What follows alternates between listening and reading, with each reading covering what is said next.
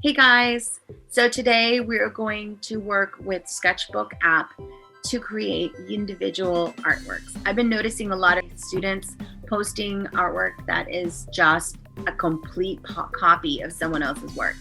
And in the grown-up world, this is really not okay. So let's practice not doing that. And the way we are going to practice not doing that is being inspired by other people's work and copying another person's work are two very different things. When you are inspired by someone's work, you take some of their ideas and you create your own thing. When you are copying, you are using every single one of their ideas and not changing a thing. So see where I'm going here? Okay, so we're going to look at something that inspires us and we're going to change it to make it ours. I'm going to demonstrate once, and then I want you to try it with something that you like and that you've been really obsessed and excited about. And I want you to be inspired by it, but I also want you to create your own individual work. All right, let's do it. First, we're going to need an image. I'm going to go to Safari and I search for the word ice cream. And I found a lot of really cool images. I'm going to use this one as my resource image. Now, when you are using images for resources, please know that somebody created that. So it's important that when we use other people's images as resources that we use them as inspiration and not copying every single aspect of them. So there is a big difference. That I got this image from online and somebody made this. If you go follow the lead on the Safari, you can see an artist, illustrator created this image. So we cannot in good conscience use this image as our own.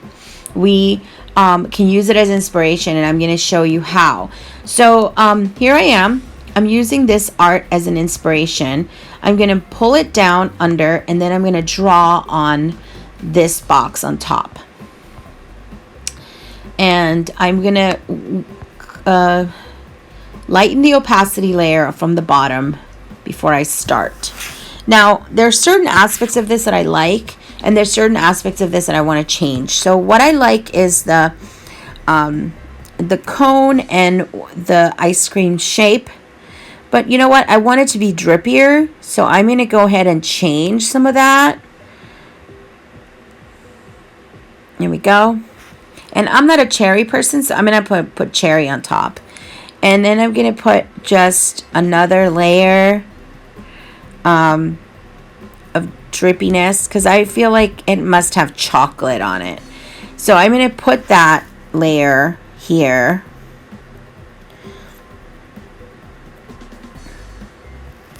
Okay. Now I only want 2 scoops and not 3. So I'm going to go back to the image that I want switch. And then I'm going to click on the 4 arrows up on top and move my cone so that it kind of fits where I want it to be. And then I'll leave it there and press done. And now I'm going to actually trace the cone.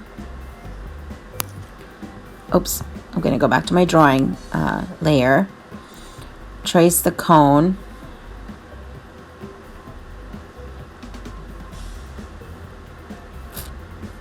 And notice I'm changing something from it so that it's becoming my drawing.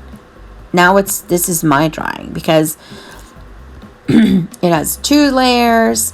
I might even draw some sprinkles on top. And when I no longer need this layer as a reference, I'll take it away.